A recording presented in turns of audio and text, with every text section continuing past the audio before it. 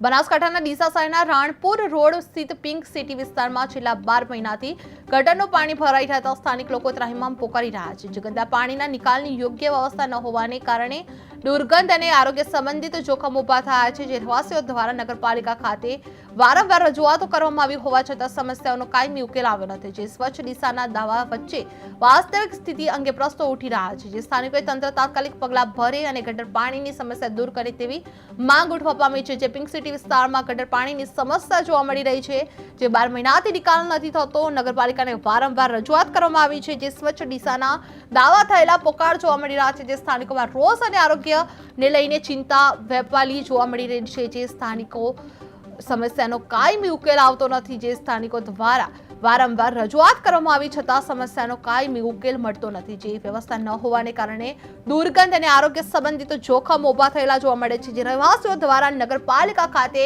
વારંવાર રજૂઆત કરવામાં આવી હોવા છતાં સમસ્યાનો કાયમી ઉકેલ આવતો નથી. જે સ્વચ્છ ડીસાના દાવા વચ્ચે વાસ્તવિક સ્થિતિ અંગે પ્રશ્નો ઉઠી રહ્યા છે. જે સ્થાનિકોએ તંત્ર તાત્કાલિક પગલાં ભરે અને ગટર પાણીની સમસ્યા દૂર કરે તેવી માંગ ઉઠવા પામી છે. જે પિંક સિટી વિસ્તારમાં ગટર પાણીની સમસ્યાનો ઉકેલ આવતો નથી. જે 12 મહિનાથી નિકાલ થતો નથી. જે નગરપાલિકાને વારંવાર રજૂઆત કરવામાં આવી રહી છે. જે સ્વચ્છ ડીસાના દાવા પોકાર થયેલા જોવા મળી રહ્યા છે. જે સ્થાનિકોમાં રોષ અને આરોગ્યની ચિંતાને લઈને સ્થાનિકોમાં ભારે રોષ વ્યાપાર જોવા મળી રહ્યો છે. જે સ્વચ્છ ડીસાના દાવા વચ્ચે વાસ્તવિક સ્થિતિ અંગે પ્રશ્નો ઊભા થઈ રહ્યા છે. જે સ્થાનિકોએ તંત્ર તાત્કાલિક પગલાં ભરે અને ગટર પાણીની સમસ્યા દૂર કરે તેવી માંગ ઉઠવા પામી છે. જે પિંક સિટી વિસ્તારમાં ગટર પાણીની સમસ્યા જોવા મળી રહી છે. જે 12 મહિનાથી નિકાલ થતો નથી.